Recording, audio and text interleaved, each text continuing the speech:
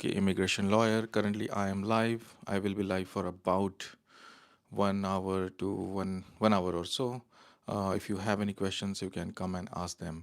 In this live, I will advise any UK immigration questions related to UK visas, British citizenship, EU settlement scheme, etc., or appeals as well. Uh, and many other viewers have got value from such lives in the past. You can come any answers that is possible for me to quickly answer with a yes or no, or give some brief answers between 10 seconds to 30 seconds. You can come live and ask any questions. So throughout the live, I at several points, 5 to 10 minutes, 10-15 minutes or so, I'll be giving some important home office updates. And I throughout the live, the format of the live will be any live questions will be taken first, with priority for members' questions first. And at the same time, when there are no live questions, I will try and answer the questions on the channel. So I have all the questions in front of me. So that's how the pattern will be of this live. So to answer, just to begin with, the question on the channel I will also be doing my personal thing. So I have to practice yoga now. I have to take care of my health. So I'm using this time. I'm very much particular about using my time wisely. So I will use my time. As soon as questions come, I will be answering them. I am looking at it. You may see me doing my yoga session as well. So I need to use the time efficiently. I may not have time throughout the day, so hence I am doing this live. Multitasking, yes. So yeah, anyone coming live can ask their questions, and as I see a question, I will answer them. To begin with, I will give a home office update. Where are my updates? Okay, they are here. Yeah, so the important home office update is that the cost fees is due to rise. It's already been proposed in the parliament. Currently, it is 239. It may increase up to 525 maximum. It may not be that, but that is the maximum that has been proposed. So be prepared if you are filing for certificate of sponsorships. If employers are applying, definitely apply them as soon as possible. So that may come immediately, anytime, maybe this week, next week, sometime. We don't know the exact dates. So that is the first update. I have several updates on my list. You can keep on asking me any questions. I am live here. You can see me as well. Yeah.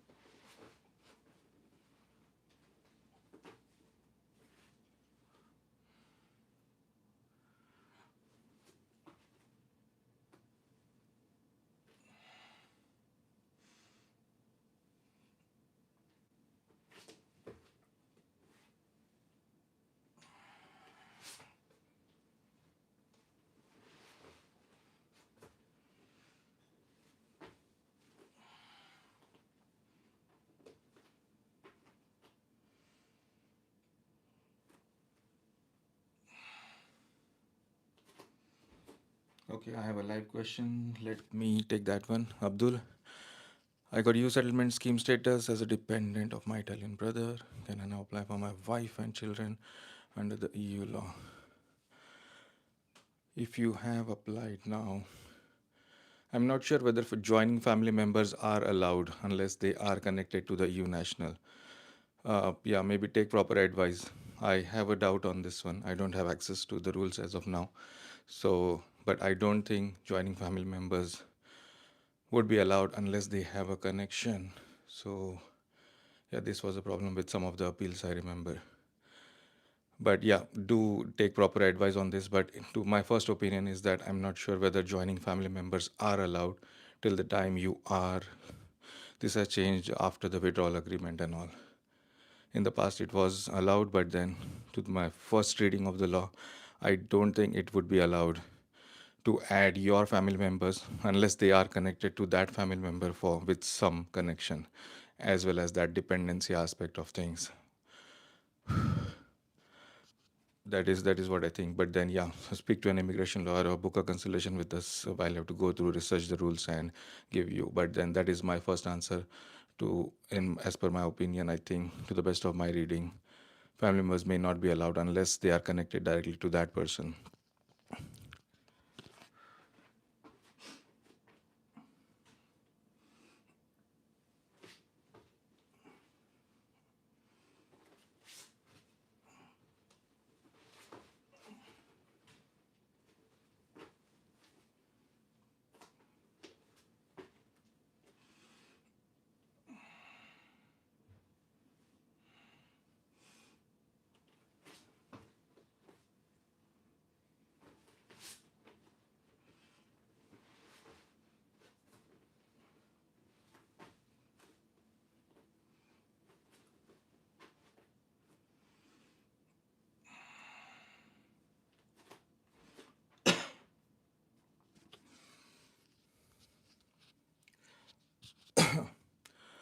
Babakar, yes, morning, good morning. Thank you very much. Anyone coming live can ask their questions. I will take a question on the channel. Well deserved, more subscribers to go. Thank you very much. Eluja de Cruz. Reuse my English test certificate for extension renewal on partner visa. My B1 test, I did it in 2019 and used it for FLR extension. I'm due for ILR soon cancel use. Okay, so this is about reuse of expired English test. Yeah, there are several videos I have made about this. So if you have a B1 test, you can use it for the first application for the spouse visa or partner visa. You can use it for extension, and also you can use it for indefinite leave to remain. You don't have to keep on giving the exam again and again. So in this question, Catherine, you are asking, you used a B1 test in 2019, used it for extension of your FLR, which is a spouse visa or a partner visa in 2022. Yes, can you reuse it for ILR? Yes, you can reuse it. So you use the B1 test for the first application, extension, and ILR. So the way the rule applies is if that particular test, even if that is expired on the date of application of your ILR, if that has been used for a previous successful application, it can be reused. That is how the law applies. So yes, you can reuse it. Another question on the channel I have: to how long are you in court on the court day? So this is a question about appeals. Usually, whenever the appellant or any witnesses are going to the court, so the question that you're trying to ask, as I understand, is how long you will be in the tribunal. Preferably allow the whole day, because sometimes the cases are put back and forth. The court usher, he or she will move the cases around according to the availability of all the sides, all the evidence, etc. So that is common practice in all the courts.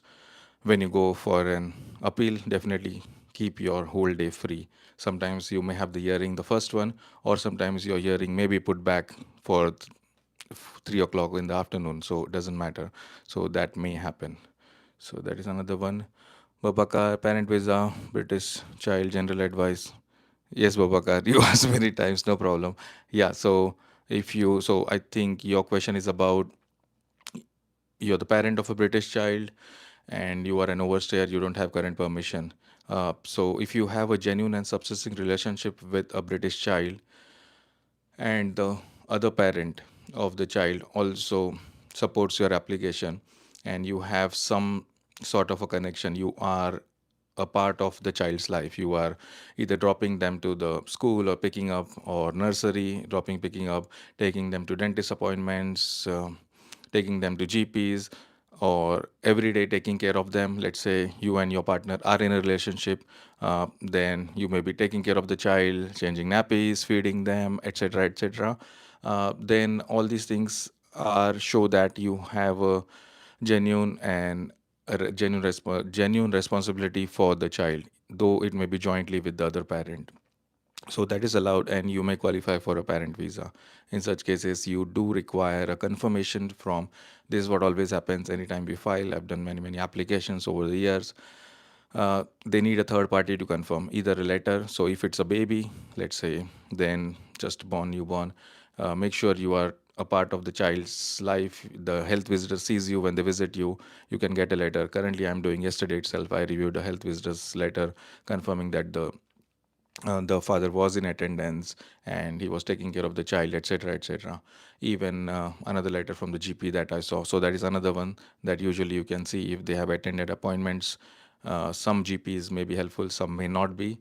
Some dentists may be helpful, some may not be. So if the child is not school going age, then you need it from some medical practitioner, maybe dentist, GP, health healthcare visitor, etc., etc.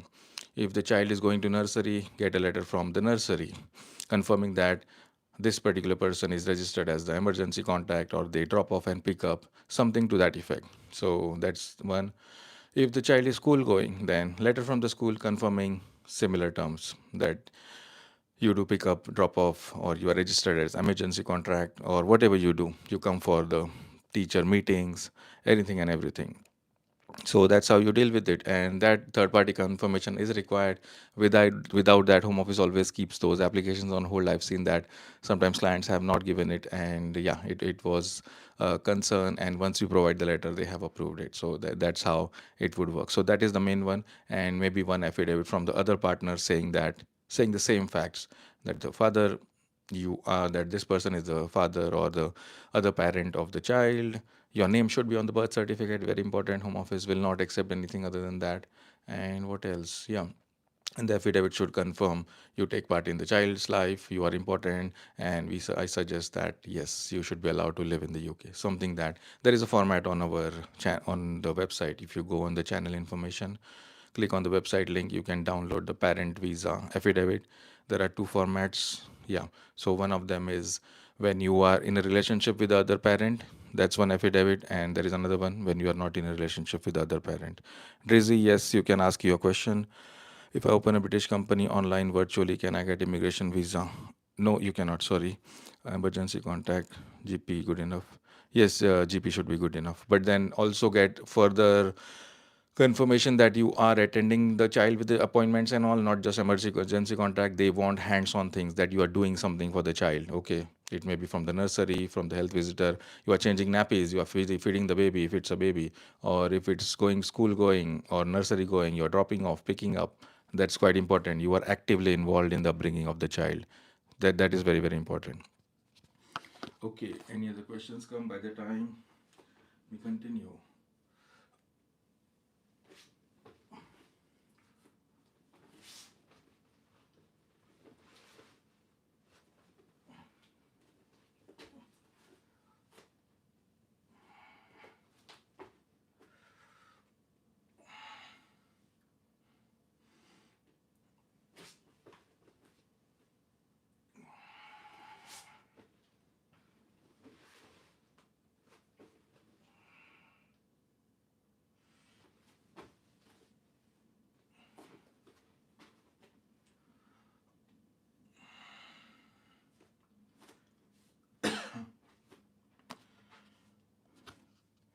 Rizzy, hi sir, can I work with this company like I do drop shipping or open HCCR bank account? I don't know what is HCCR.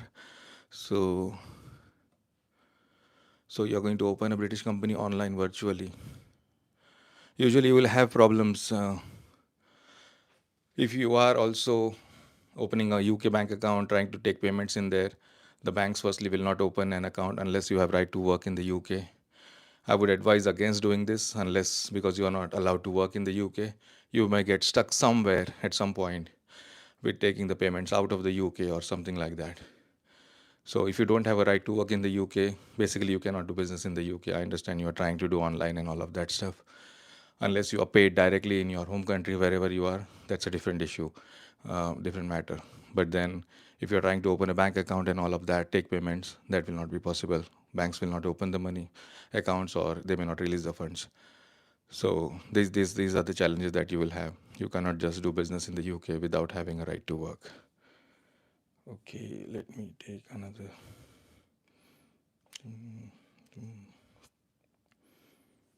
Okay, I'll take another question on the channel. I have e-visa, but I lost my BRP. I'm in my home country. What to do while traveling?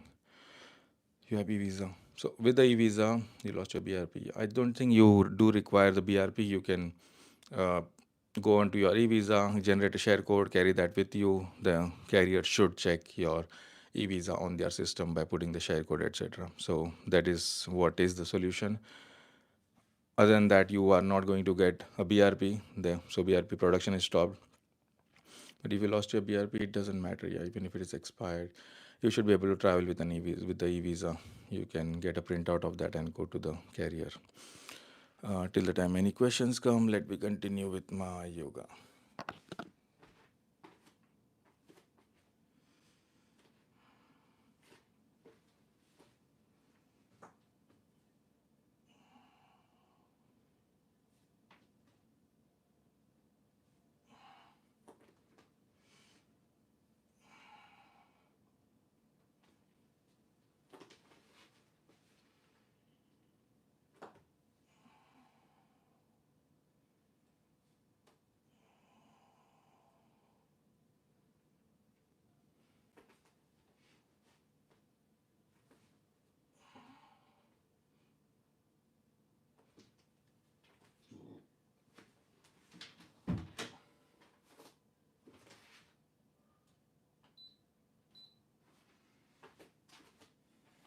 Thank you. Thank you, Rizzy. Yeah, I'll take no questions live. Let me take the questions on the channel. Do employer allow to apply sponsorship? Please, can you send me the link? Yeah, Google search if you want the link. Just Google search apply for a UK sponsor license for employees. You should get the link. How to apply for a sponsor license? I am an employer. How to get license? I can get a carer myself from abroad. No, you cannot get carers for your personal use from abroad by getting a license. That is not allowed. It's only if you are a care home and you're providing services, then you can get a carer, get the sponsor license and all.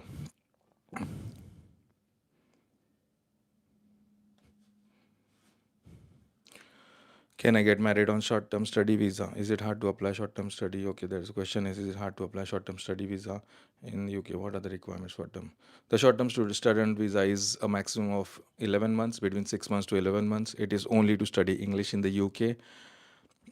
I think the way you get it is you get a letter from that course institution, the college that you will be doing, confirming that you are doing that course. You may have to pay their fees and all, get admission, and on that basis apply for the short-term student visa.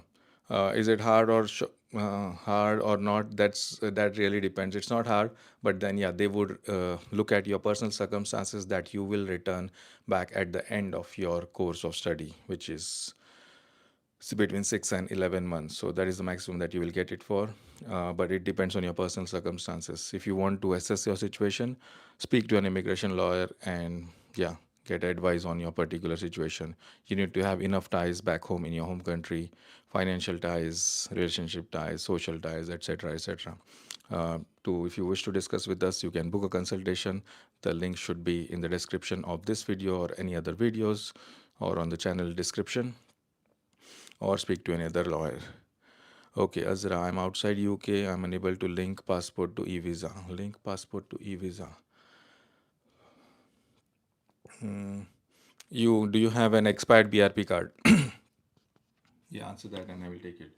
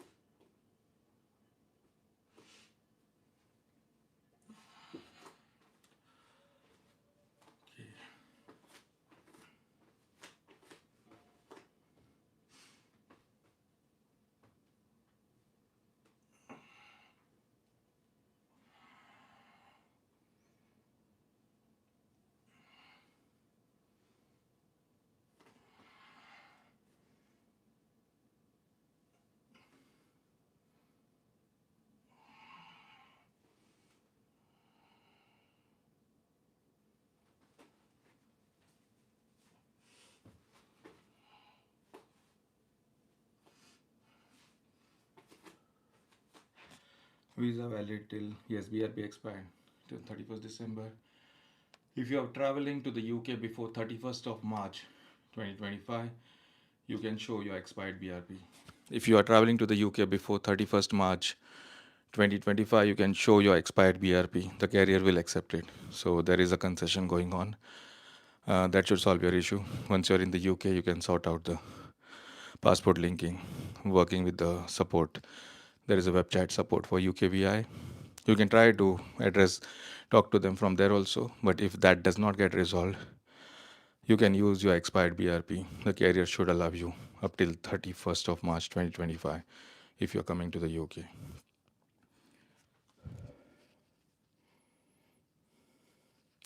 I'll take another question on the channel. I saw one of your comments that the company license revoked.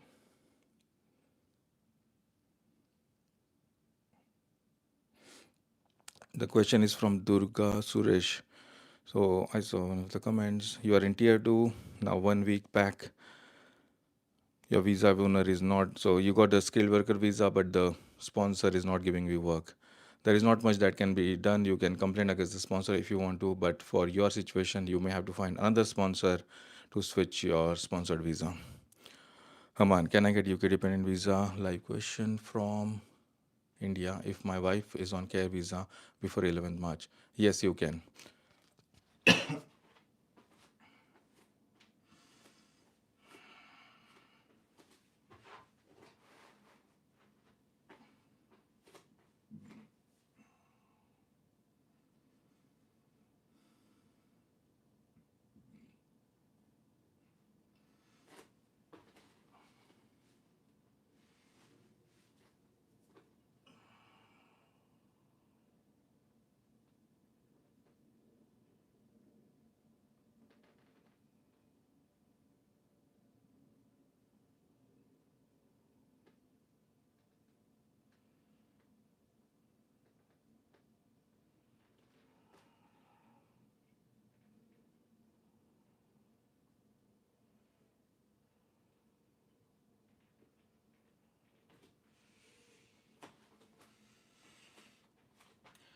No more live questions. Let me take one on the channel.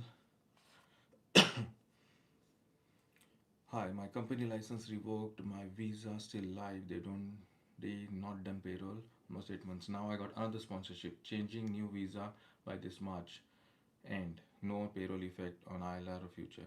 Yes, if you so it will not have any effect on the extension. You are changing employers on the change of employer. Also, it won't have any effect on the ILR.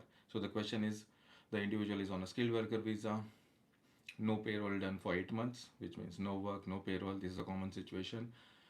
He is switching visa to another sponsor. Yes, you can do that. That is perfectly fine. No documents will be asked. And then many of them, yeah, they cannot ask as per the immigration rules also. And at the point of ILR also, this 8 months of no payroll should not affect it.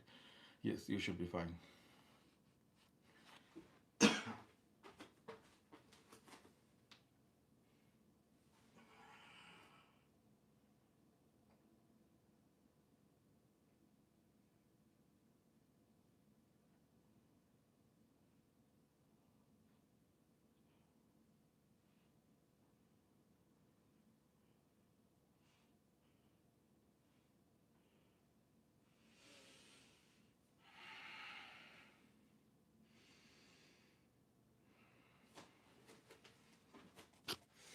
Okay, no live questions yet. Anyone coming live can ask their questions. Let me take the next one.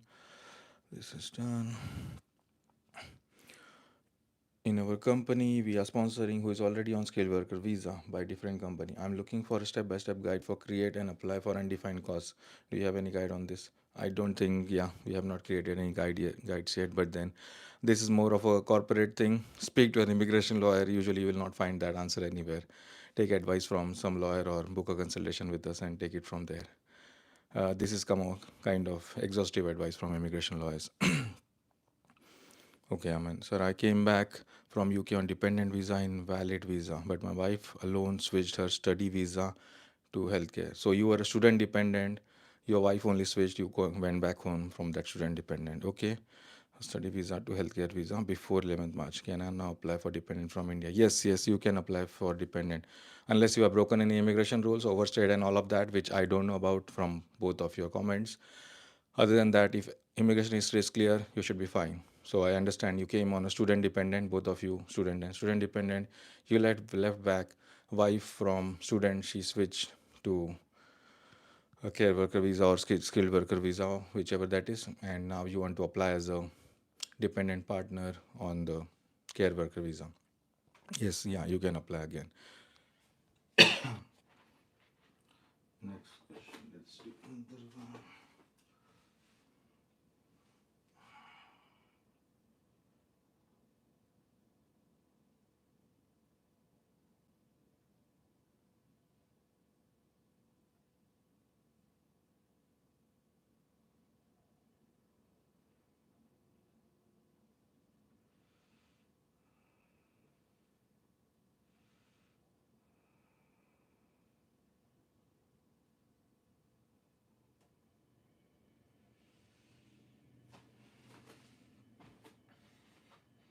No live questions. Let me take one on the channel. Okay, this one.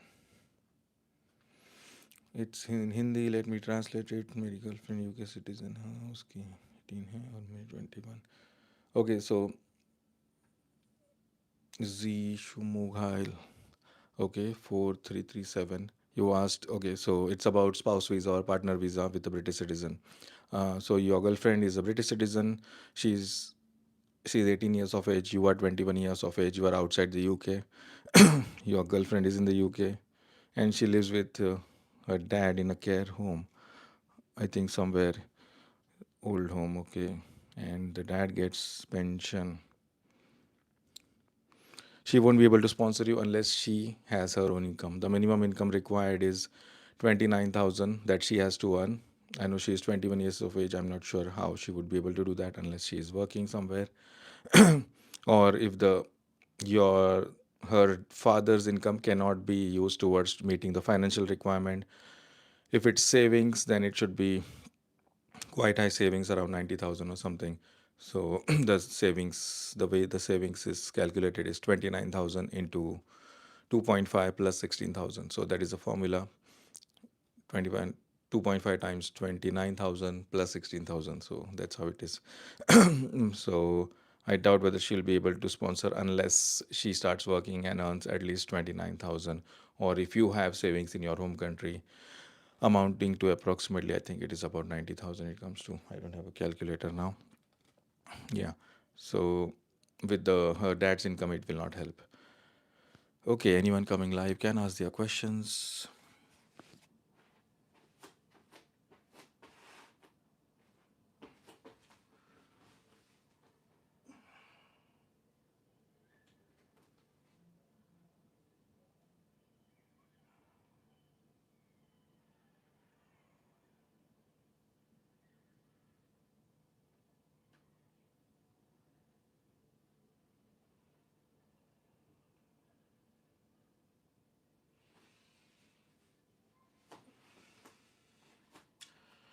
Okay, next question, Sandhya Babu. So my first daughter applied for fee waiver as she had a resit in an exam, but on last day of expiry of student visa, she applied PSW with your firm. Does applying fee waiver may have effect on a PSW? No, that fee waiver will be ignored. That goes to another department because your application is not an immigration application, so you don't have to worry about it. Uh, the fear will be, it's a different department, they will ignore it, they will reject it. That doesn't have, it's not an immigration application. It doesn't affect the section 3C leave because the PSW was, the graduate route was applied before the expiry of the student leave. That is what stays and that's what continues. That fee waiver doesn't have any impact on her graduate route. Okay, let me take you another question on the channel. A question from India: is it true that UK want to join you again as SAP? No, I don't think that is true. UK is not joining the EU, to the best of the knowledge that I have. Thank you, Sandhya. Yeah. Okay.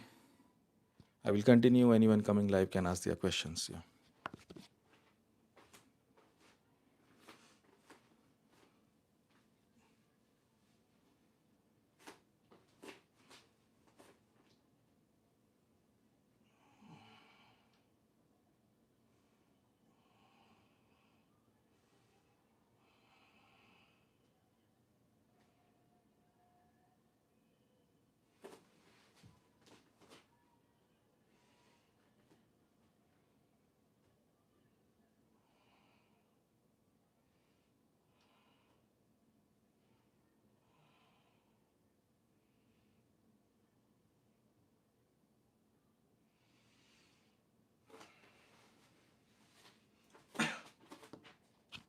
Okay, no live questions yet. Let me take a question on the channel.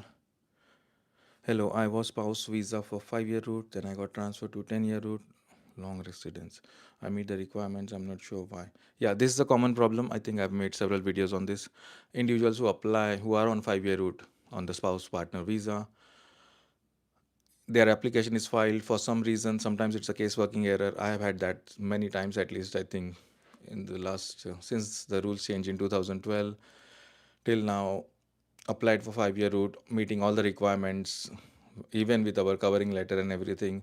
uh, Case workers have put the person on 10-year route for no reason because they don't check the documents properly, they don't calculate things properly, either it's a salary or it's savings or whatever that is. They, I don't know what is the problem. There are sometimes I don't want to say too much, yeah, against anything, but yeah, some of the caseworkers are not very well trained. They are following a checklist exercise. They do make mistakes. But unless you have a lawyer who can, we've always sorted out. We've raised it to the seniors, directors, and all, any senior manager in home office, and we've got it sorted and got the new approval letter under the 5 year route. But if you are stuck, you are in a situation, I understand it is very, very difficult to get a new decision. Because there is no appeal right if they approve you if you apply 5 year route, but they give you 10 year route. There is no appeal right for that because you have been given extant leave. There is no administrative review. So unless you have any channel, so that's why this is one of the reasons why it is suggested that if you're not very sure or that it is just bad luck, I can say, prefer to do applications through immigration lawyers, maybe through us, through anyone else, doesn't matter, who has channels of communication with home office other than the application channel. So unless with other than that, we have case working emails. We don't talk to the, we don't raise things every day. We are not going to do that to ruin our relationship. It's a good working relationship, but yes, if things are not done correctly, sometimes we have to talk to the seniors. So I I'm not sure how you can deal with this. Maybe you can raise it to your MP or something. And also, we as lawyers cannot interfere at this stage where a decision has already been made. There is no appeal right. There is nothing. It's just a catch situation. There are many such catches in home office working and systems and all. Sometimes applications go in a wormhole, they don't come back, you don't know anything about them. So all those things are only escalated out of the normal channels, which is directly talking to the case working or managers or directors or someone senior, getting it sorted. It is a difficult one. You can write back to the caseworker, you can write back, raise it through your MP or something, but that is the only thing that I know outside of what we do as lawyers, or speak to any lawyer if they are happy to. Uh, we usually don't interfere at this stage because a decision is already made, and the home office is not happy if we are just interfering in cases at the last moment. Yeah, so that's it.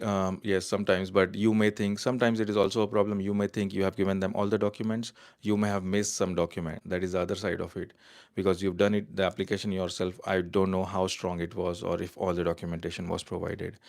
So that may be the reason you are failed on the 5 year route, and that's why they've given you 10 year route. So it may be a correct decision as well. So yeah, if you want to get that assessed, speak to an immigration lawyer, show them your documents, ask them if everything was done properly. That's the only way, or there is no other way to sort this out, and they can maybe suggest another application or something. But then get your documents assessed and see whether you did everything properly. Um, it's a rare one that they give a wrong decision, but it does happen. I've seen that even with lawyers. So,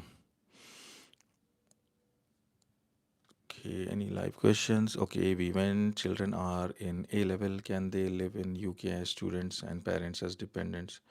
A level students. Unless the student is in a private school, to the best of my understanding, I don't think, unless they have a right to study in the UK. I don't know. Give me some more facts. Is the child born in the UK? How is the child coming to the UK? If not born in the UK, are they just coming as a visitor and studying here? I need more relevance to this. Then there will be a catch in the system. I know that, but give me more facts. Is the child born here? How can the child directly jump to A levels in the UK? It is not possible, and unless they have a, if they are coming from outside UK, they would need sponsorship from a private school, to the best of my knowledge. And then the parent can come as a child if the student is a child student. A levels, I don't know what is the age of A levels. Is it 14 years? There are some restrictions on that also. uh, Let me just check quickly if I can find. Yeah, if the child is getting a student visa to study in the UK, then the parent may be able to accompany them. That is my first reading of the rules. Yeah, child not born in the UK, parents are on skilled worker and ICT. Parents on skilled worker and ICT, child moved to the UK. Let me think. So, child is studying in A level, parents as dependent. It's a difficult one. What is the age of the child? Let us get in the exact answer here. Where is it?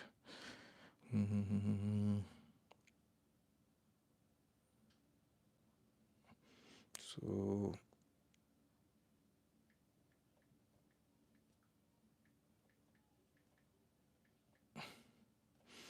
okay, and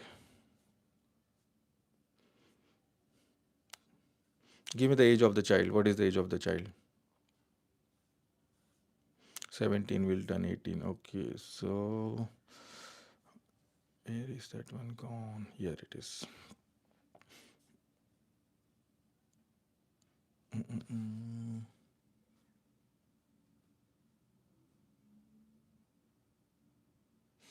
Yeah, parent will not be able to get any dependent visa. The parent of a child student is only allowed up to the age of 12. So I don't think parent can get any permission on the basis of the child who is studying A levels. And even the child will need some kind of permission. I know schools won't ask that, but then yeah, they would need some kind of a permission. Uh, yeah, it may not be possible.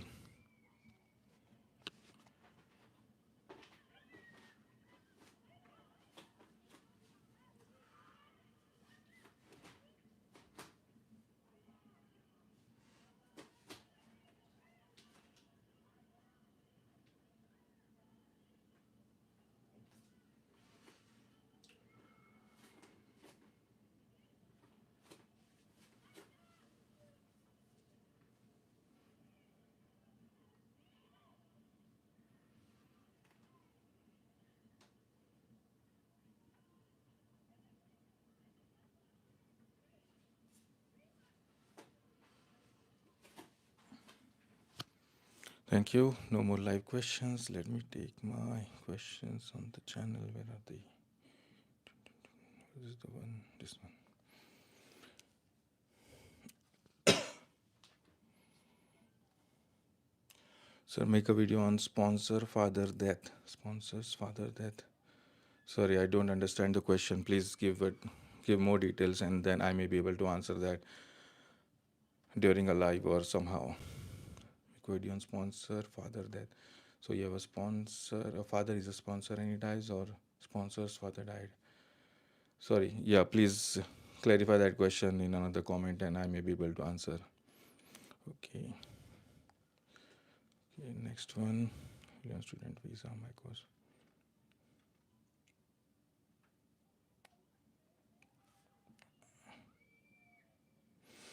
Okay, there is a question and there is also another comment. Let me take that one. So Amrit, hi sir, I'm currently on a student visa. Was completed course completed. My course was completed during term time. I worked 20 hours non-term time. I worked only 20 hours. Non-term time I work 48 hours. Will it affect? No, non-term time you can work any number of hours. There is no restriction. So when you are out of term time, you can work any number of hours. There is no restriction on students. So you should be fine. And someone else has commented on that, as long as you finish your studies, you can do full time. Myself, I'm current graduated student. Meditation time after my term time it is completed. Yeah, someone has already given an answer. Yeah, so that is my answer as well. You can work more than 20 hours when you are out of term time. That is perfectly fine. You work 48, you work 60. There is no restriction. Nothing written in the immigration rules on that point. Anyone coming live can ask their questions. I will continue with my yoga.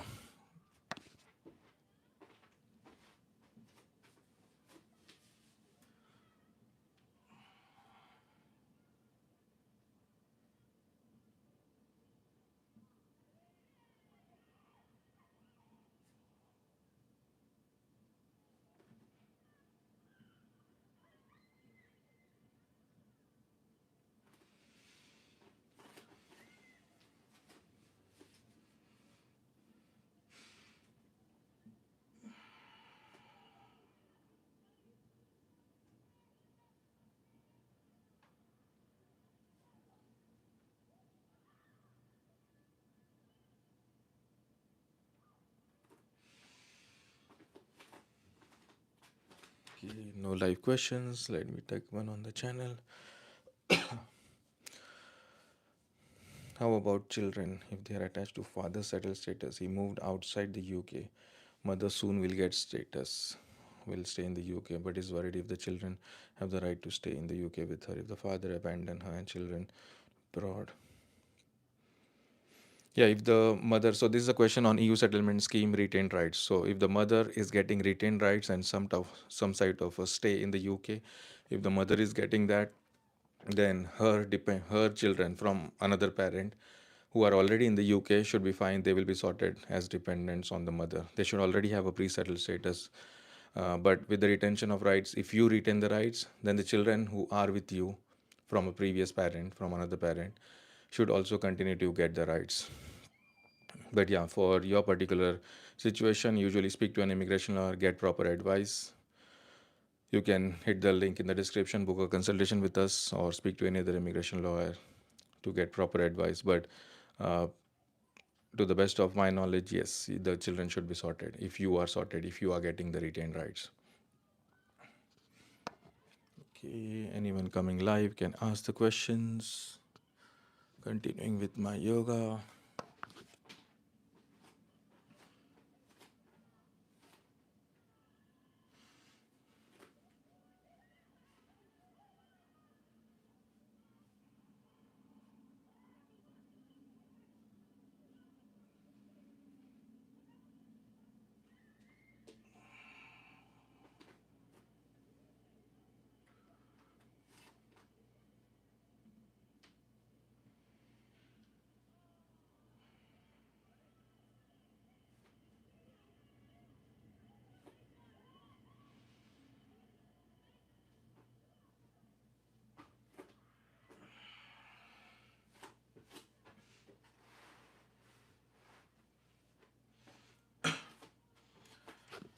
Okay, next question anyone coming live can ask. Let me take the next one on the channel.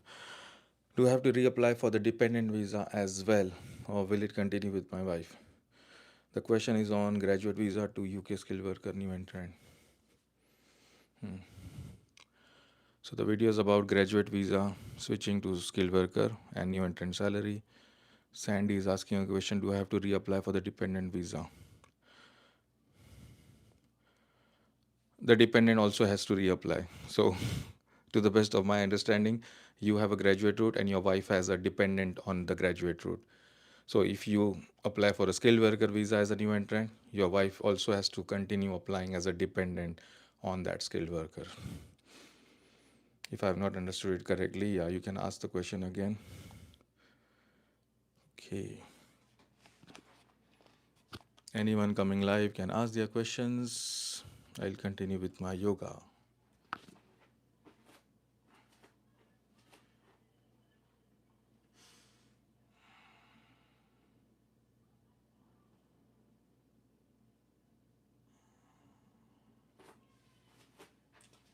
Let me take it down. I will be sitting down now.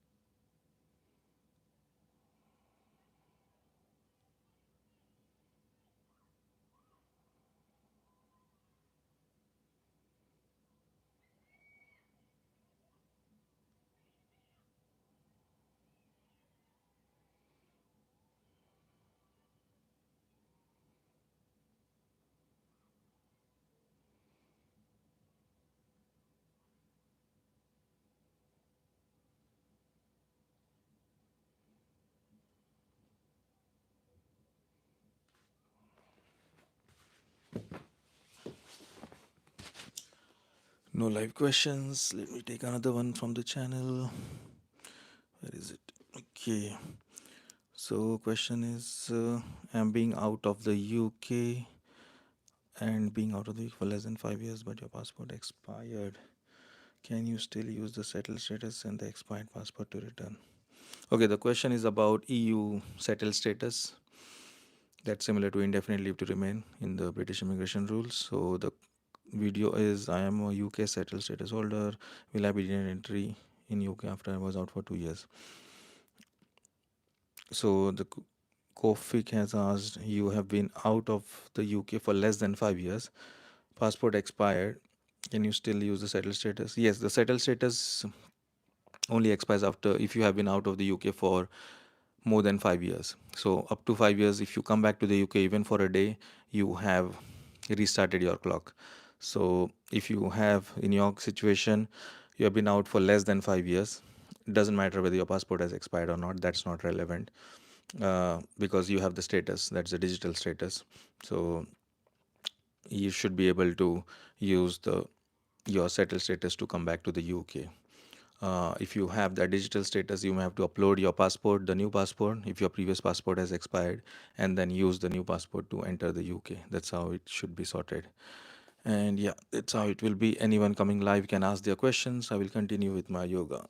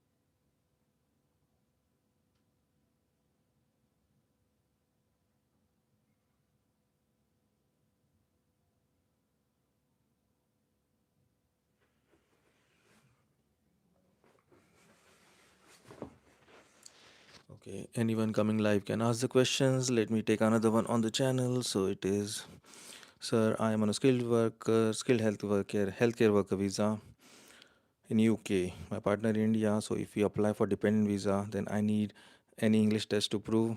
No, you are the main applicant. Only English requirement is for you. The dependent doesn't need English test. So your dependent can apply without the English test.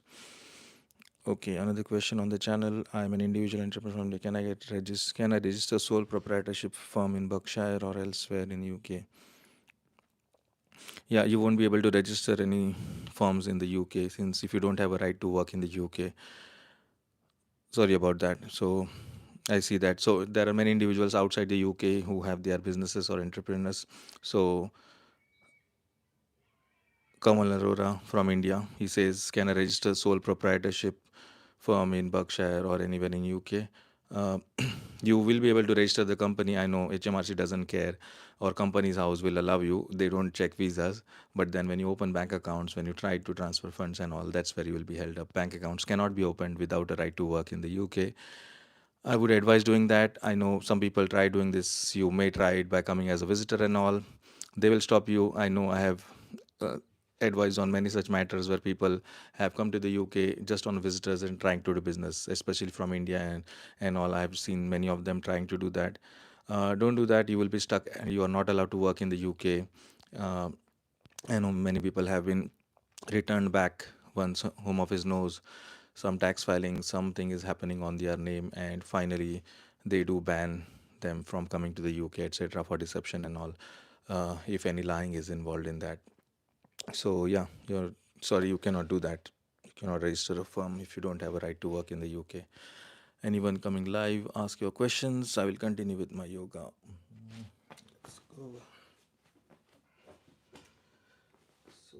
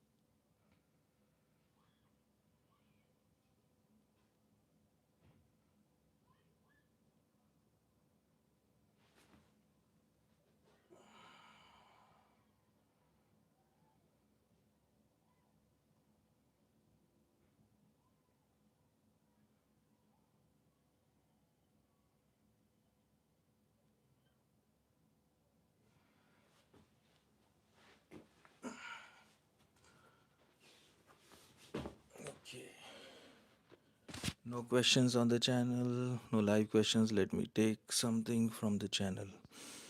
Okay. Hello, sir. I received this letter. Left UK. Okay, the question is on what is a bail 201 document. I think that's my video. So on this, you have asked, you have received the bail document. I think, yeah, many individuals are receiving this bail document. You are on immigration bail. Students, graduate holders, skilled workers, etc. Any PBS applicant trying to file FLR, further leave to remain others, which has been abused. I have other videos on that explaining the problem.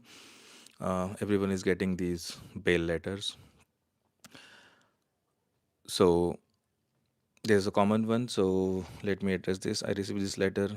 You left in 2019, but in 2025, I received the letter. Okay. I never been to the UK after 19. Does it stay? Okay. So this is a common thing in the past when you file an FLR. It would go pending in maybe 2 3 years back, and even before in 2019, that's what has happened. So he may have filed FLR in capture with Aman. Yeah. So he is in outside the UK. He may have filed that FLR in 2019 or earlier. In 2019, he left the UK, but in 2025, he has received the letter. It may be in his email or something. Uh, that you are on immigration bail. So that was the situation in the past. I know. I'll answer your question, Aman. But yeah, this was the I have addressed. I have talked about this in the past that people would get bail letters, but that would take 1 year, 2 year, etc. In his case, from Feb 2019, he got it in 2025 after 6 years. So his FLR was pending for 6 years, but anyways, he left 2019. He anyways didn't have any permission. So now they send him the bail letter. He's outside the UK only since 2019.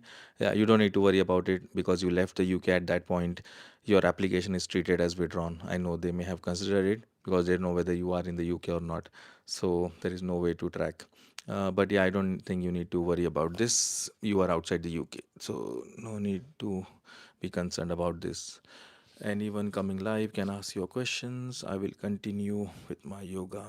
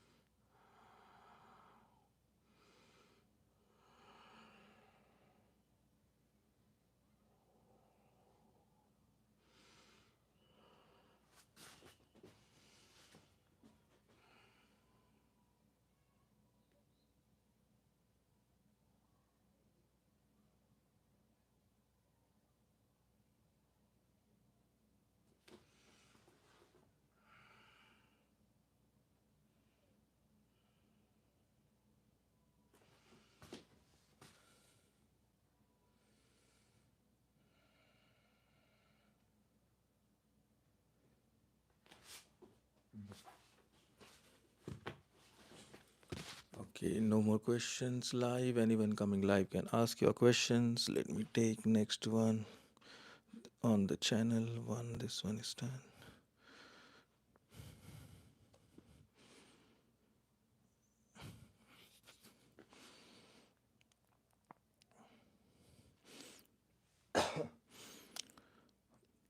UK e-visa. Is there a fast track for NTL? No, there is no fast track for NTL. NTL is no time limit application. That is the application that anyone files if they don't have a physical BRP. They never had a physical BRP. They had a paper ILR, either paper approval, a stamp on their passport, or a sticker, vignette. So they are required to apply for no time limit application to convert that sticker directly into an e-visa. So there is no fast track. It takes up to 6 months now. Current processing time is 6 months for NTL, whatever we filed.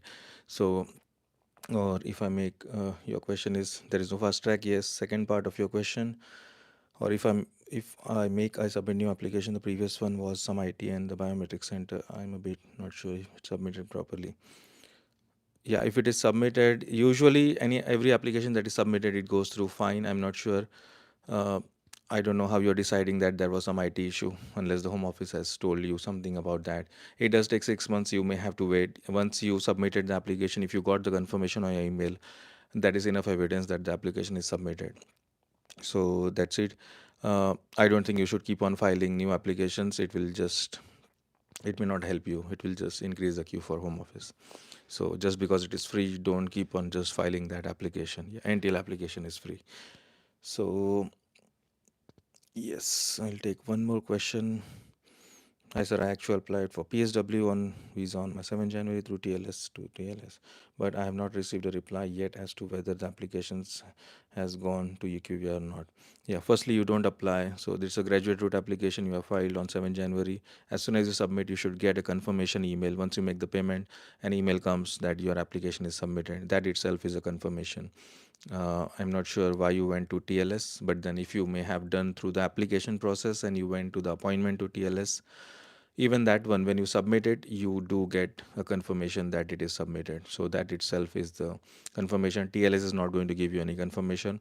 Once you've gone there, you enroll your biometrics, you should just receive an email from them. It's an automated email that the biometrics have been forwarded to Home Office, something like that. Your documents information has been forwarded to Home Office. uh, yeah, only two emails, one from Home Office when you make the payment. That itself is confirmation that your application is filed and your Section 3C is protected by that. Okay, anyone coming live can ask your questions. I'll continue with my yoga.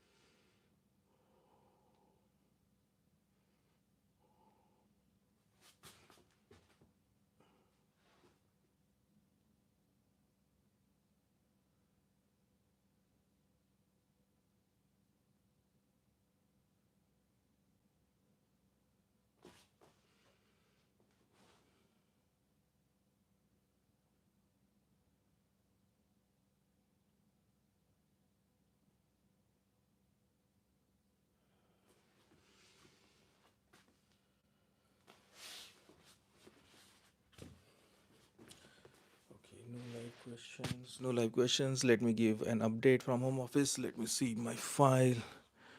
Where is it? Okay. So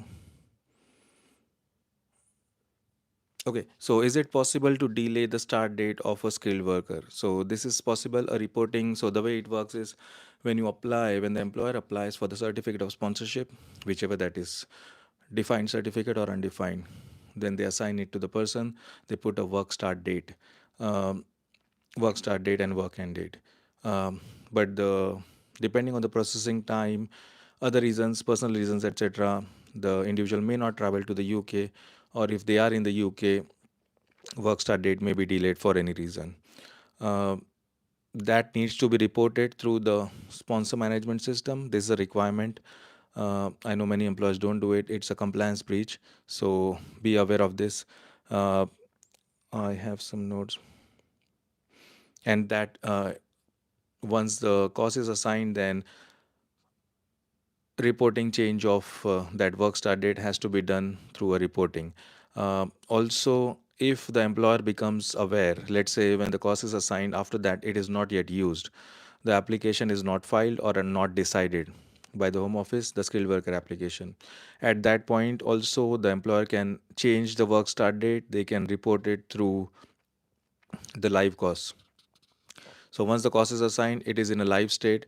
They can go into the course, put a sponsor note, and say new work start date, this one, work end date, this. That's it. That's enough. The caseworker will understand from the sponsor note. But if the application decision is already made, then a reporting has to be done through the sponsor management system for the change of work start date. So this is another update on the procedure of home office, how it needs to be followed. Let me give another update. So sponsor licenses and Revolut. So Revolut bank account is still in the initial stage of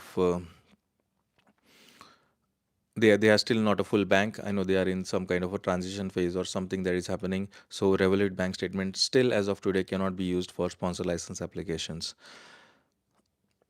Another update. Okay, I'll give the updates as I continue.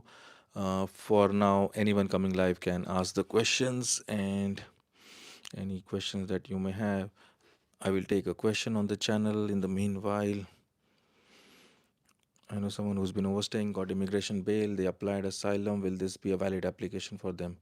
So, okay, so there's a question of overstaying in the UK, then overstaying, getting immigration bail, then overstaying. I think that should be the order, and then applied for asylum. Will this be a valid application?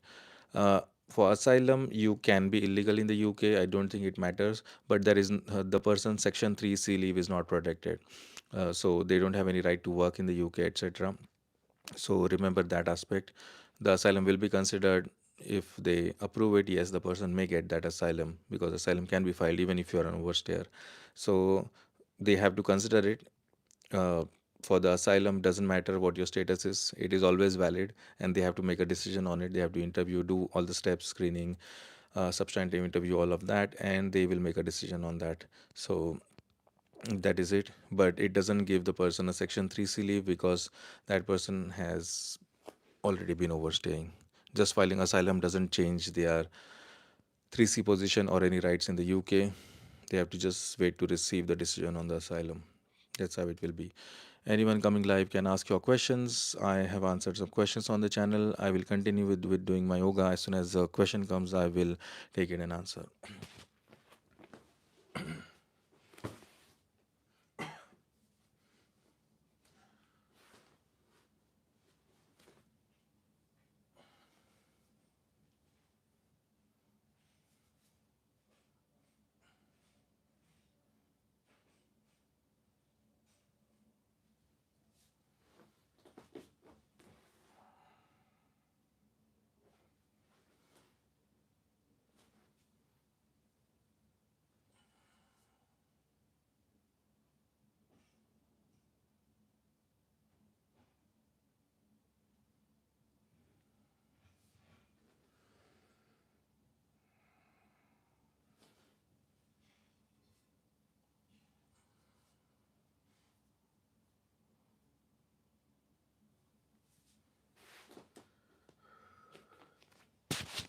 No more questions live. Let me take something on the channel.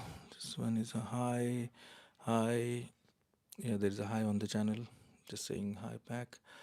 Possible to get self sponsorship to buy to let limited company? No, that is not possible. Uh, I have a question. I have a question. Yes, please ask your question on the channel. Yeah, just saying I have a question will not help me. Just type it and ask on any of the videos or on the live if you are live. If there has been any gap in employment, is it still okay? What does that mean? Let us see. My extension application is due in 2 weeks. Extension of spouse visa. Question about extension of spouse visa. But my spouse got redundant from job in 2024. He has got another job now. Started his new job from 6th Jan. I applicant meet the financial requirement. However, I'm worried on my contract temporary in line with the visa.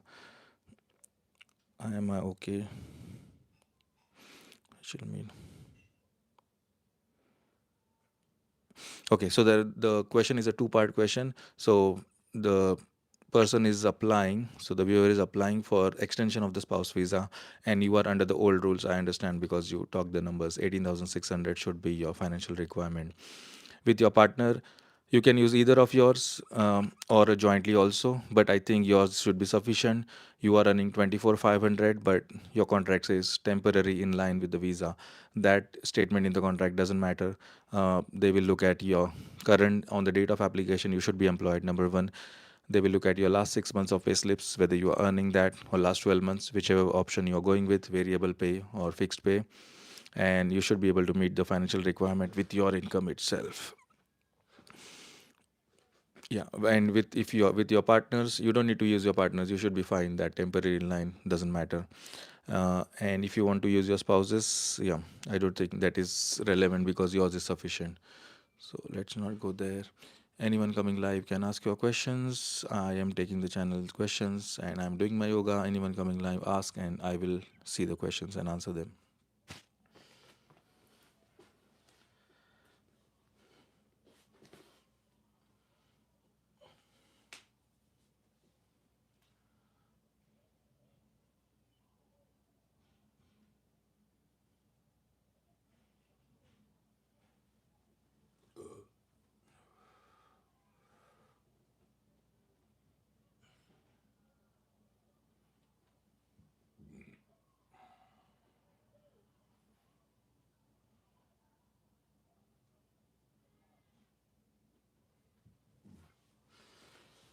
Okay, no live questions. I will take a question on the channel. Anyone coming live, do ask any questions you may have.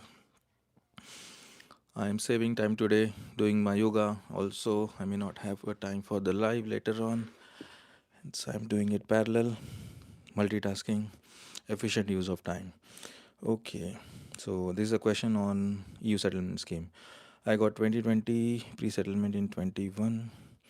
I go to my country, France, because I was pregnant. So son is born. I came to the UK. Nothing.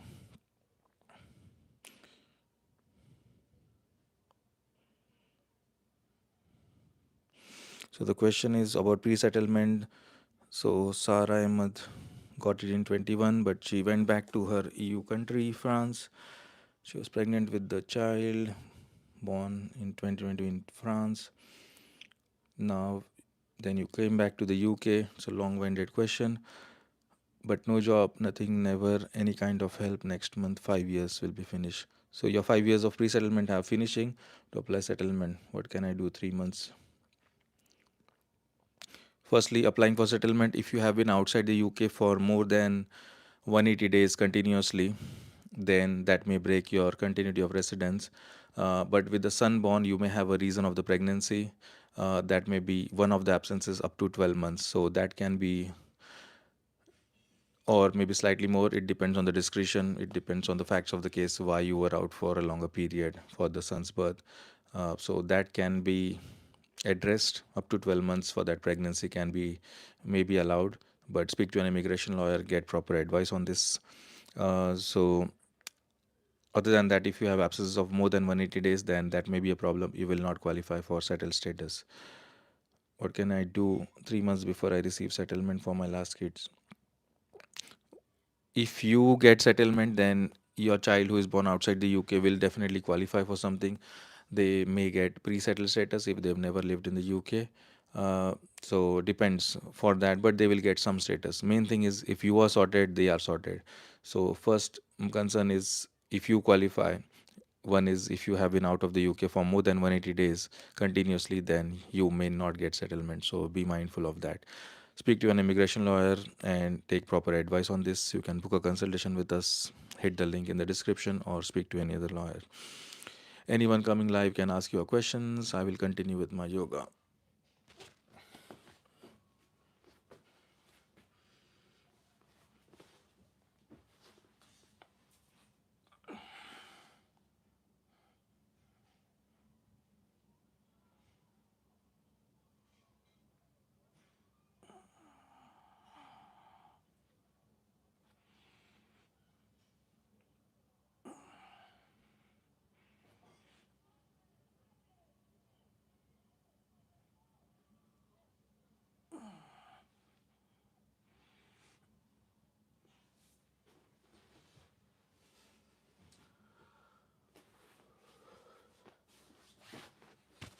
Okay, I'll take another question on the channel. Anyone coming live can ask your questions.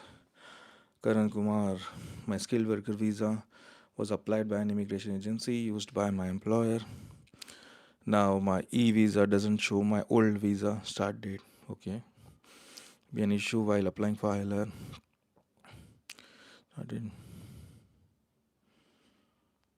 No, the old start date doesn't matter. Home office has the records. You may not have it, but that should be fine. So the situation is he got a skilled worker visa, his employer or had some through some another immigration representative, I think, used by his previous employer or new employer. E-visa, yeah, it may not show the start date of the permission. Will it be an issue for ILR? The start date of the permission is not an issue for ILR. That is perfectly fine. Home office will have the records, and you yourself know what are the facts. So e-visa may not show the start date. It will not have any effect on the ILR. The ILR should be fine. Anyone coming live can ask your questions. So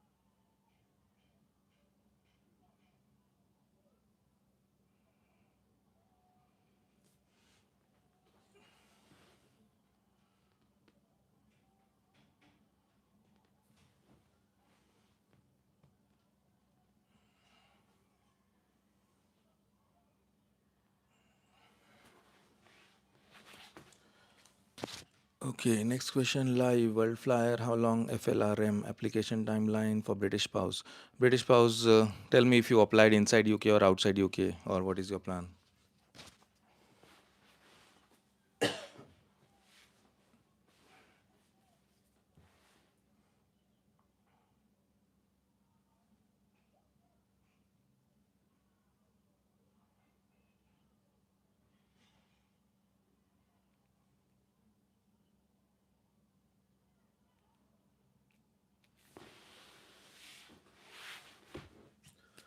Inside the UK, British spouse, 8 weeks is the processing time. Usually, in 8 weeks, you should get it if the person is switching or they are extending.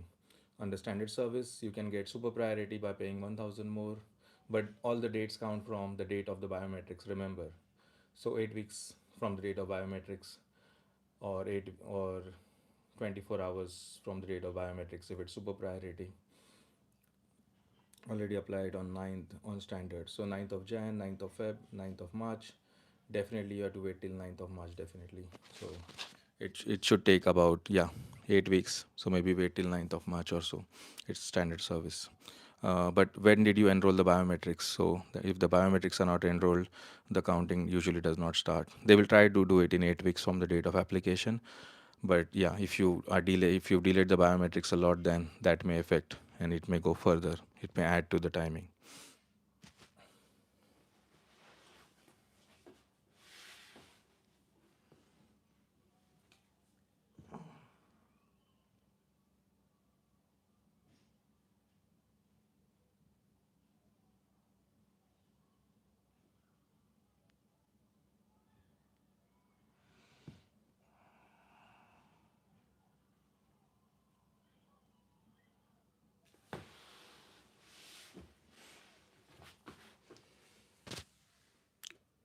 9 Jan applied biometrics. Yeah, from 9 Jan you should count maybe 8 weeks on a higher end, 6 to 8 weeks. Yeah. Okay, no more live questions. Let me take a question on the channel.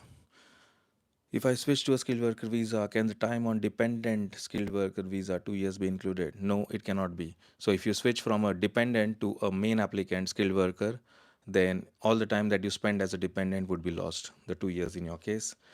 So Eagle Fly, you will have to start a new count on the skilled worker visa from the time your skilled worker visa is approved. Thank you, World Flyer. Thank you. Subscribe to the channel. Thank you. Another question. Let me take on the channel. You applied for and recently got this update. This is because your application raises complex issues. Check team necessary. Explain.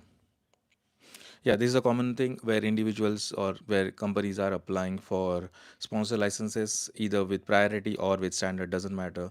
With priority service, they decide in 10 working days. With standard service, 8 weeks. But whatever the case is, once that is applied, employers do get this email quite frequently that we cannot decide the application within the timeline. This is because your application raises complex issues and this requires some compliance check. So this is one of the warnings that the employer should prepare, clean their house, make sure they have all the right to work check documents for other employees also where they are having uh, everything basically. So the home office can ask for a virtual audit. Either they will ask for to send the documents, how did you find this employee, interview notes, anything, whatever you have. They may not ask that, but they will ask for give us as much as evidence. So provide that. The home office has been asking these, making these sponsor license applications, declaring them as complex. I've seen it's quite common now. Hence, at the point of before applying the sponsor license itself, the employer should clean the whole house, clean their situations, right to work checks, especially which home office refuses many sponsor license applications on, with their other employees, have a proper checklist, documents saved, all the processes followed for the right to work. Also have systems in place to monitor the migrant worker. How are you going to know that the migrant is reported to work or never not reported to work? How are you going to report them to home office? So HR systems or through Excel sheets, app scripts, whatever that is, home office would ask for all that evidence. So be prepared for that audit. Hence, we advise whenever we are doing applications, we do all these checks beforehand, before even applying for the sponsor license. So home office does come back with such requests now that the case is complex. We need further compliance checks, and then they may ask for further documentation to be sent regarding everything. Why do you need the worker? How did you find this worker, etc., and all of that. And they may also ask to see right to work documentation. They may also do a remote audit. Remotely, they also interview authorizing officers. This is common with startups or pre-revenue companies where there is no business done, but yes, companies are registered, bank accounts are open, but no trading has happened much, mainly startups, etc.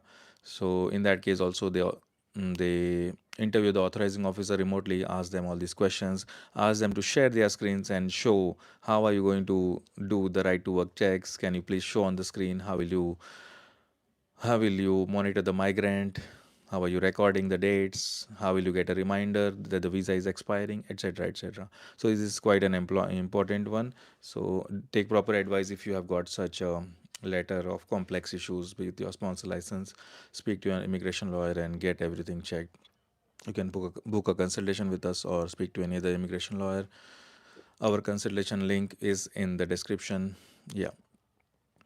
Wildfire, I applied for ILR, still they take 8 weeks. ILR, indefinite leave to remain, will take 6 months, not 8 weeks. If you applied for extension, that is 8 weeks. Indefinite leave to remain for on spouse visa, it will take 6 months. So remember that.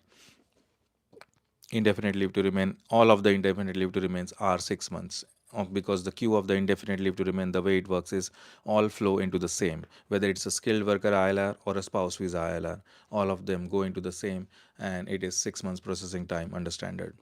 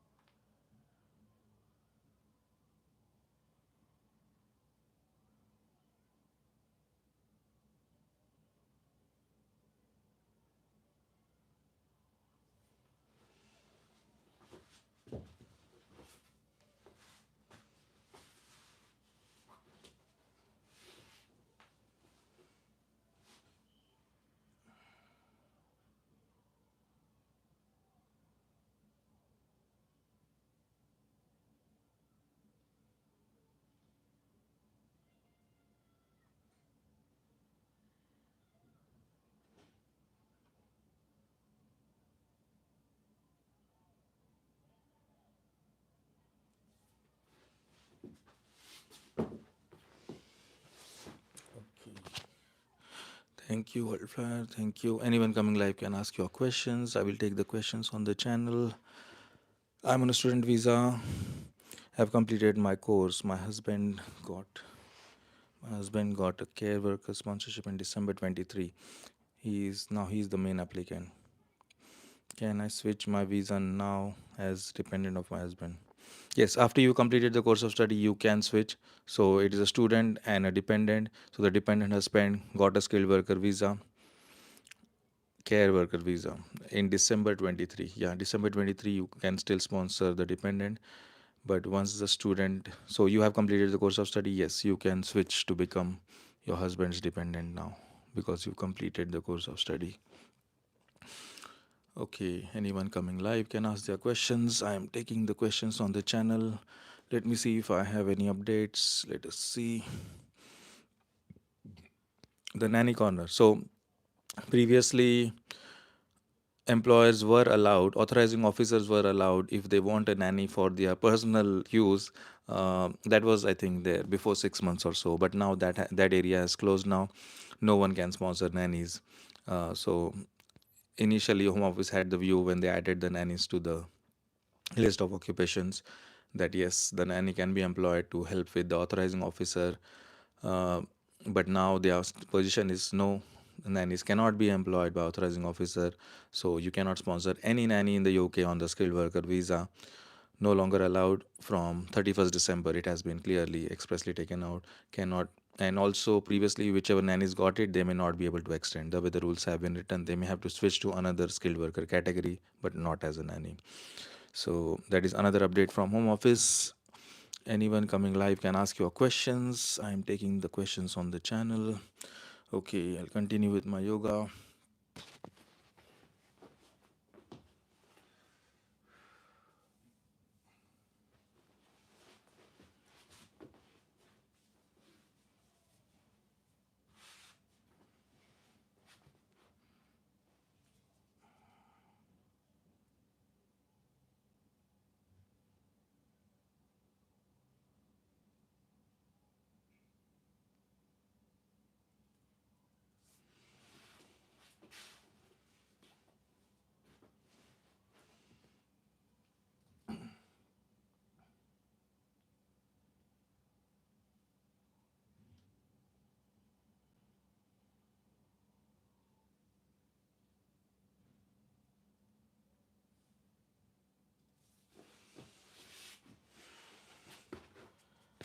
Okay, no live questions. Let me take another question on the channel.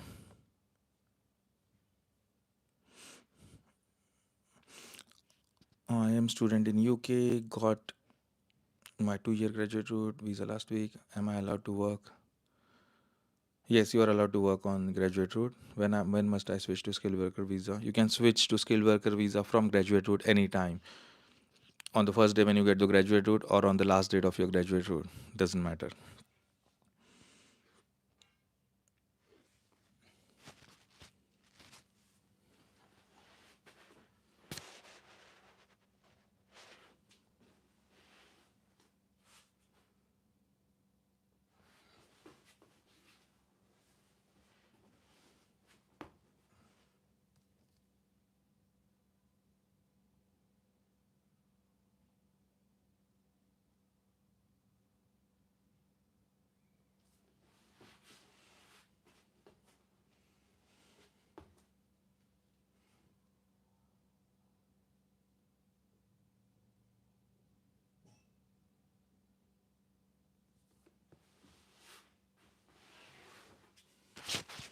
No live questions yet. Anyone coming live can ask your questions. I'll take a question on the channel. So it is about spouse visa. Hi, my husband started his job July 1st, but salary credited August 6th. Okay. Like this, he's got his August in September. Okay. September and October. From October, he paid last week each month. Each month. How can we provide the bank statement for this issue? From which month can we provide the bank statement? Okay, so there's a common thing where you get the salary for 1 month in the next month. So you started the job in July, but you get it in August, so on 6th of August. So give them all the statements from August. That's what I would say.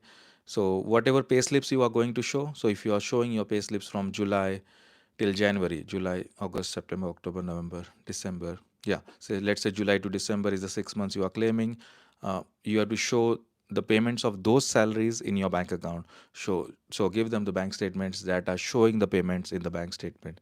So yeah, you may that may be the August bank statement onwards till January bank statement for July to December pay slips in your situation. So yeah, that's my answer. Anyone coming live can ask your questions. Let me continue with my yoga.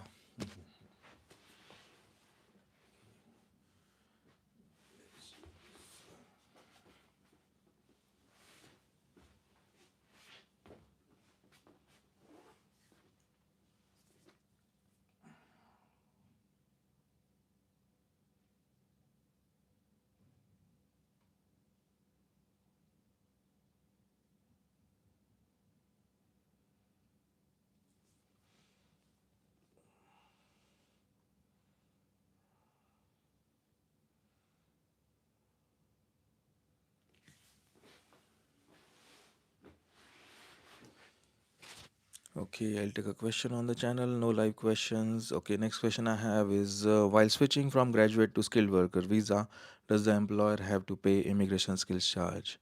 Yes, the employer has to pay immigration skills charge when a graduate is switching to a skilled worker visa. The only exemption is when a student is switching to a skilled worker, employer does not have to pay immigration skills charge. But when a graduate route holder is switching to a skilled worker, employer has to pay ISC, immigration skills charge, which is 364 per year of visa for a small employer, let's say under 50 employees if the employer has, and 1000 per year of visa if it is a large employer, medium or large. Anyone coming live can ask your questions. I will continue with my yoga. I'll see the questions and answer them.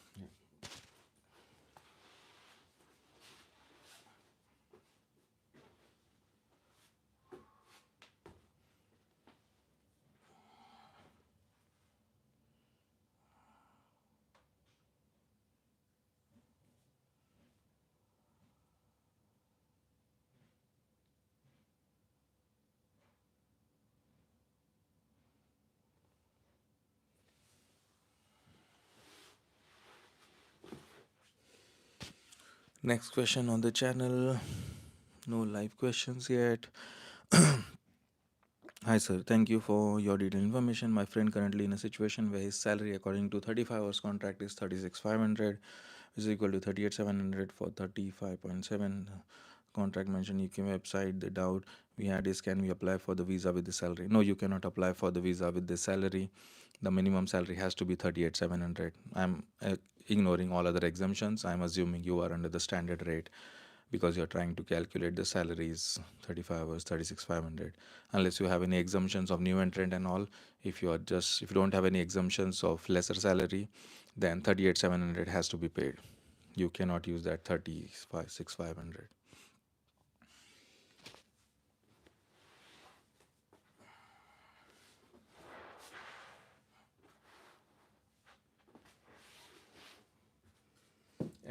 Anyone coming live can keep asking your questions. I will see the questions and answer them. I'll continue with my yoga by the time.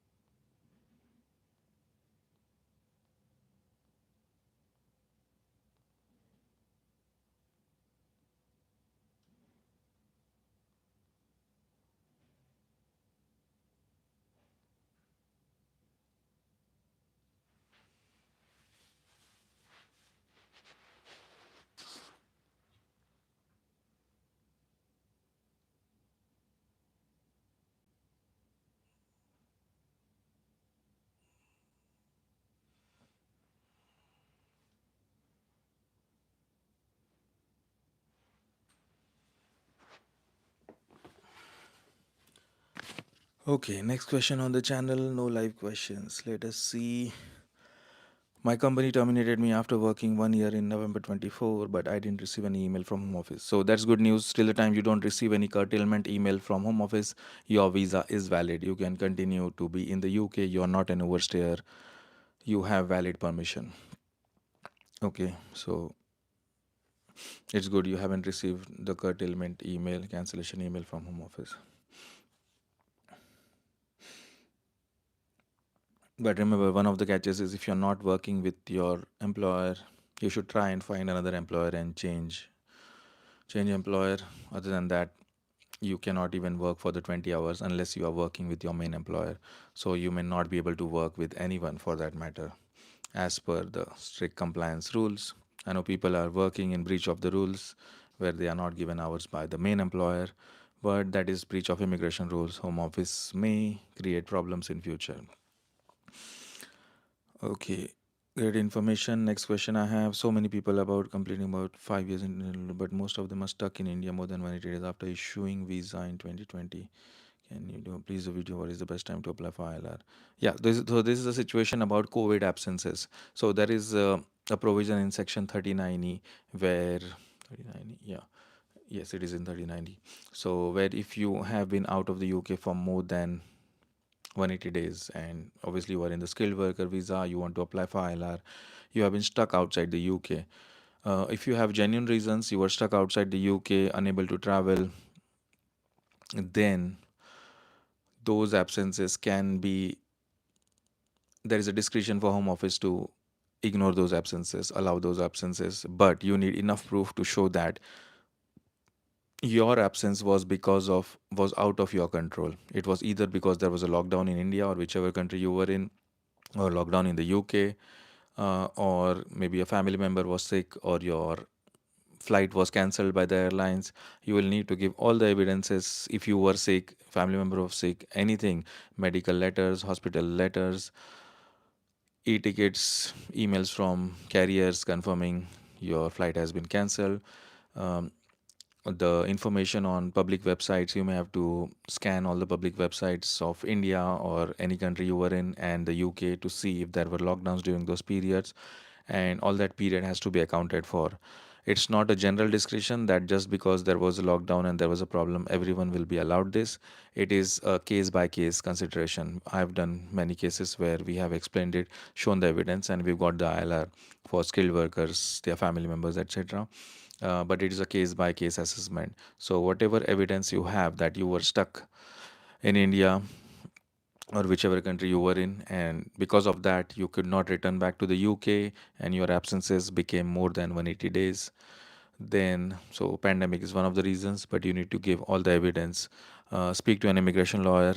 You can hit the link in the description, book a consultation with us, or speak to any other immigration lawyer, get the information assessed or the documents assessed, and then you may be able to apply if you have sufficient documents. Okay, that is the answer to that question. Anyone coming live can ask your questions. I will continue with my yoga.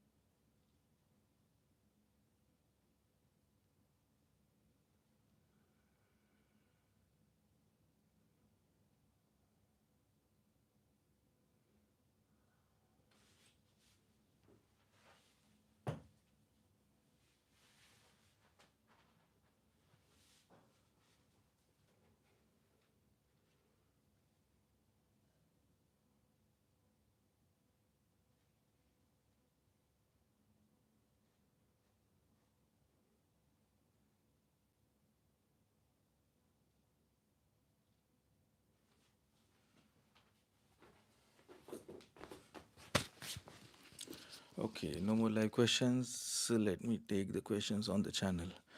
So, are we allowed to travel outside the UK and come back during this time? Care where we can sponsor license. Yeah, when a sponsor, so this is a common question. Many of these sponsor licenses are being revoked. I got the latest information from Home Office on Friday. I was on a Home Office conference and they did say about 1,500 sponsor licenses have been cancelled in 2024 till 31st December, so Jan to December.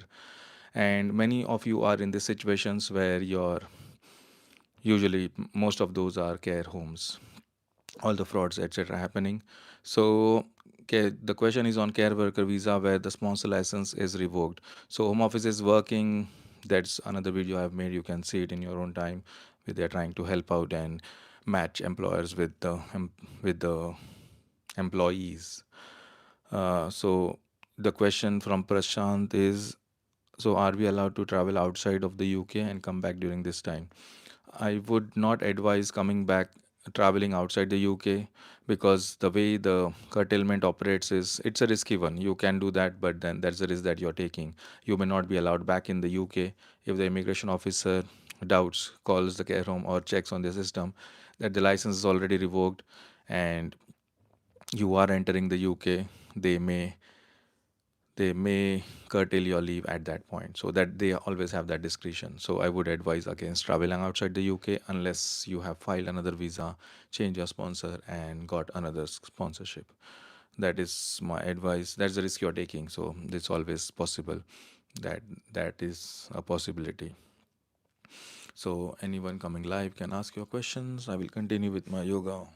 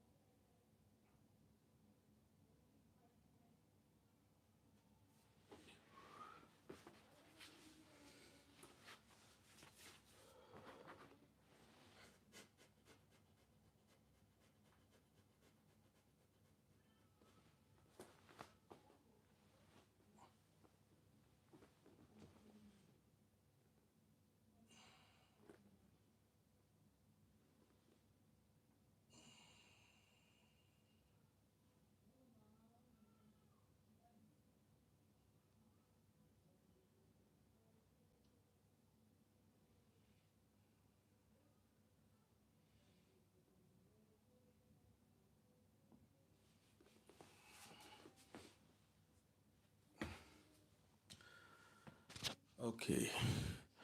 Hello, Anil. Yes, you can ask me a question if you have one. By the time I will take a channel question. Good morning. You applied dependent child visa for my child. First time agent was paying wrong fees of IHS. Okay, send me email. They ask you paid wrong fee. Please withdraw your fee.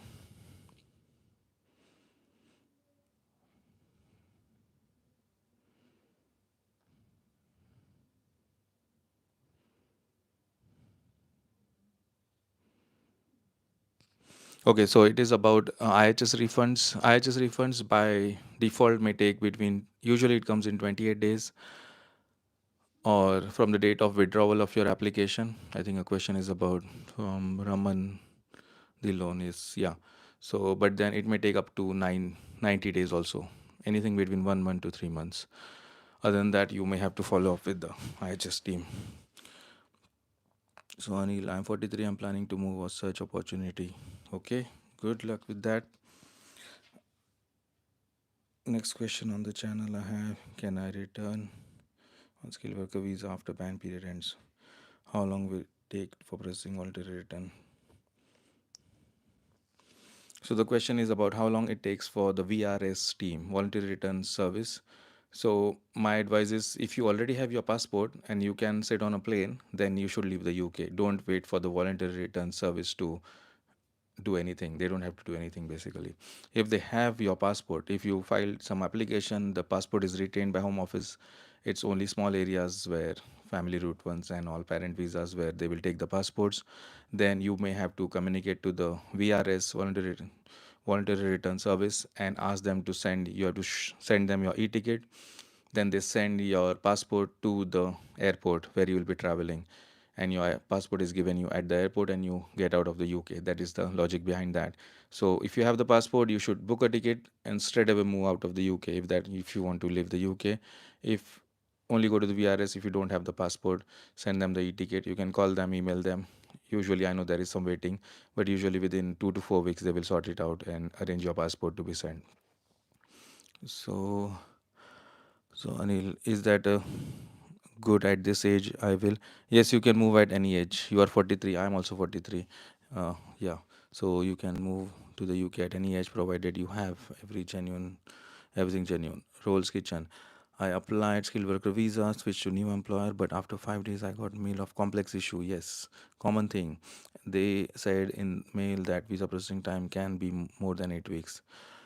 Yeah. So and the sector is you said you applied. What is your job code and what is the type of business? Is it a restaurant business? I know your name says Rolls Kitchen. I'm just assuming that, but yeah, tell me what is the sector of work with your new employer?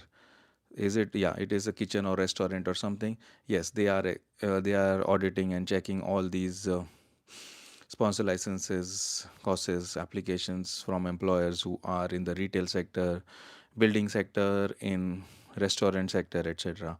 So yeah, this is a common thing. They will research, make sure your employer is ready for all the checks, etc. Yeah, they may send the questionnaires or audit the employer in any way. I don't think there is much for you to do over here. You have to just wait. You are a chef, yes. They are mainly concerned with the employer, not with you. They want to see that everything is genuine. No buying, selling of visas has happened over here. Anything is not wrong. Is the employer compliant with their other obligations, right to work checks, etc., etc. Other employees, they are not employing any illegal workers, etc. So that is the main game behind that. So yeah, they may send a questionnaire or they may just do their own research and then decide on the visa. But yeah, you will have to wait. There is nothing that can be done, whether you come to us as lawyers or any other lawyer. I know any other lawyer trying to expedite, it will not work. I know that. Home office has clarified they are investigating all these businesses very well. Okay, so just wait. There is nothing in your control. You have to just wait. Okay, so I've taken the answers live. Anyone coming live can ask your questions. I am doing multitasking today. I'm saving time, efficiency. I'm doing my yoga exercise as well as doing the live. I've answered all the questions on the live. Yeah. Okay. I will also taking questions on the channel which I have. Hi, how to apply for settled status if family member your national biometric is expired? Is there any option other than settled status?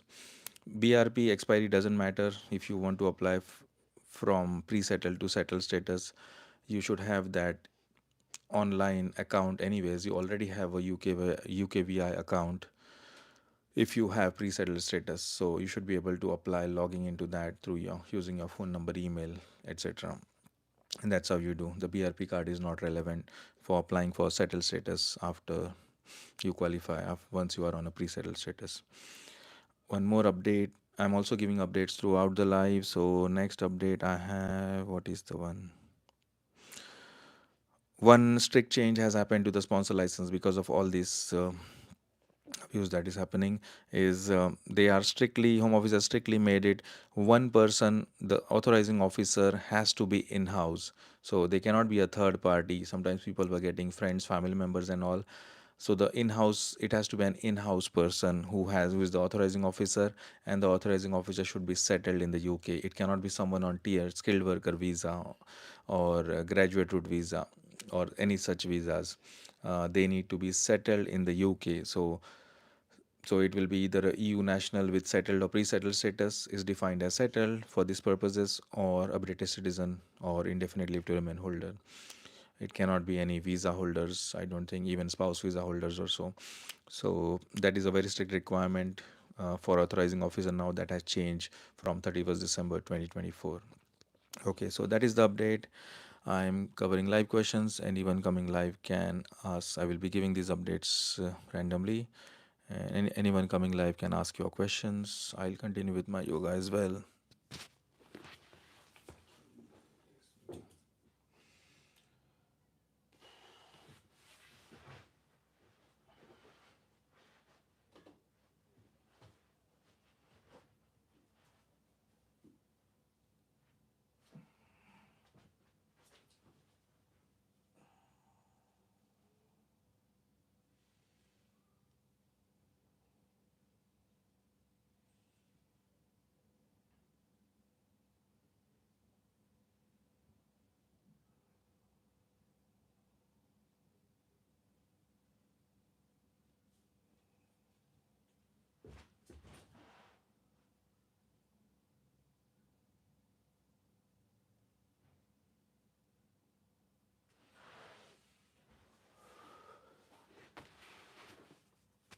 Okay. Thank you, Roll. Thank you, anyone who joined live. Thank you for that. So I have covered answered all the questions. I've answered some questions on the channel, and this is the first time I'm doing a parallel activity. I think, yeah, efficiency building up. So doing my yoga as well as going live and answering questions. Okay, so this will be saved on the channel, and yeah, I will end this live now. Yeah, and yeah, next time when I get live, I will see you all. Subscribe to the channel. Thank you very much. Anil, one question. Let me take that in suggestion. Is there opportunity for database developer? I need to find sponsor first or take first work visa and then search. You need to find an employer who is willing to sponsor you. I don't know if there is database opportunity. I'm an immigration lawyer, so you need to search, get a job, and tell your employer that you need sponsorship. If they have sponsor license and they should give you a certificate of sponsorship, they only then you can apply for the skilled worker visa. And once you get the visa, then you come to the UK. That's how the steps are. So you need an employer, number one. Okay. Thank you very much, everyone. Thank you.